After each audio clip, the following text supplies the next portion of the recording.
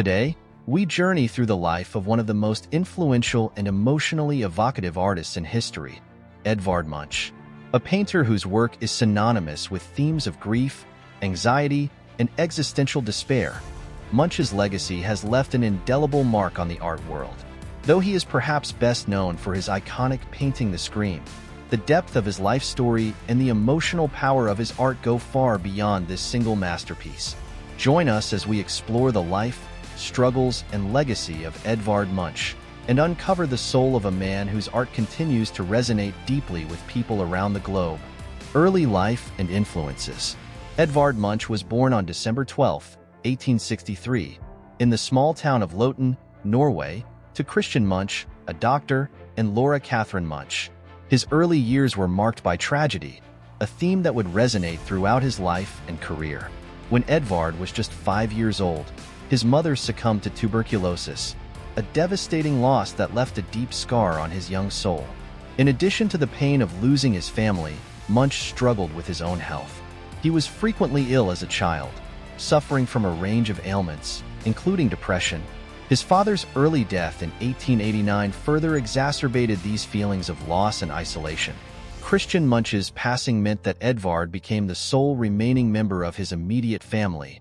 The notion of human fragility and vulnerability would emerge as central themes in Munch's career, influencing his artistic direction and the subjects he chose to depict. Rise as an artist.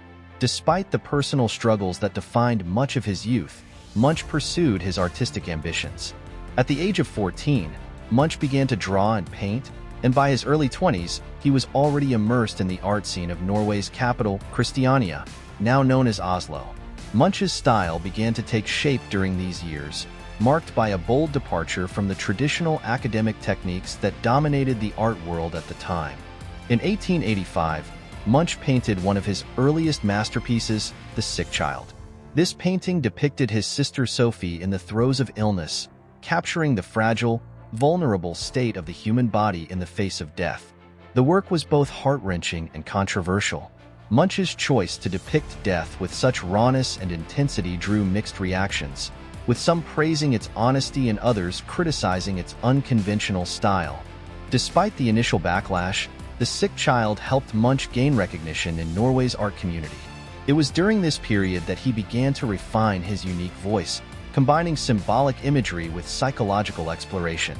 Munch didn't just want to capture the external world. He wanted to expose the inner workings of the human soul, with all its emotional depth, turmoil, and rawness. His art was not about idealized beauty or harmony, but about confronting uncomfortable truths about life and the human condition. Through these early works, Munch made his mark in the world of art, though his approach was far from conventional. His treatment of emotional intensity and suffering set him apart from the traditional artists of his time. Munch was unapologetic about his exploration of pain and despair. And though his work wasn't always well received, it was precisely this willingness to confront the most difficult human emotions that would eventually make him one of the most important figures in modern art. The iconic The Scream. Perhaps no work in the history of art has been as universally recognized or as emotionally powerful as Edvard Munch's The Scream. Painted in 1893, this piece has become an enduring symbol of modern existential angst and inner turmoil. The figure in The Scream, a person seemingly caught in a moment of intense, overwhelming emotion, perfectly encapsulates the anxiety and fear that Munch himself often felt. The swirling, chaotic landscape behind the figure conveys the disorienting feeling of being overwhelmed by the world. The inspiration for The Scream came from a deeply personal experience that Munch described in his journals. One evening, as he was walking through Oslo, Munch was struck by a profound sense of despair. He recounted hearing a great, infinite scream that seemed to emanate from the sky itself, a moment that was both terrifying and inexplicably beautiful. In his mind, he saw an individual, disconnected, overwhelmed by emotion, screaming in response to the existential isolation and chaos around them. This painting was Munch's attempt to visually represent a feeling that was almost impossible to put into words. The figure in The Scream seems to dissolve into the landscape, as if the individual and their emotions are inseparable from the world around them. The stark contrast of colors, fiery oranges, deep blues, and swirling yellows, creates a sense of unease and agitation, mirroring the internal disarray of the figure. To Munch, the scream wasn't just a representation of fear or anxiety. It was the embodiment of the human experience. It was the scream of a person trapped in the endless cycle of existence, struggling to find meaning in a chaotic and often indifferent universe. The image resonates with us because, at its core, it expresses emotions we all experience. The feeling of being lost, overwhelmed, or disconnected from the world around us.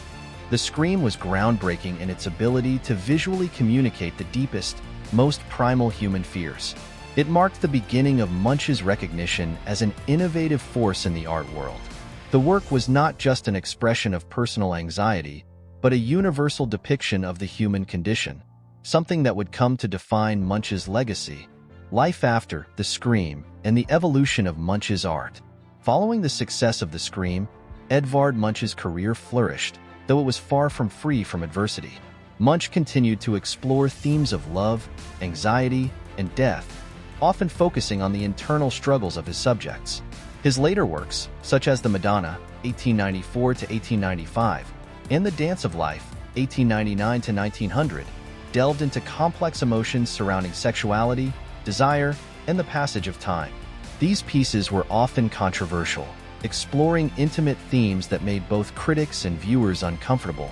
Despite the acclaim Munch received, he was never far from personal tragedy. In the early 1900s, Munch's health deteriorated, and he spent several years in self-imposed exile in France and Germany.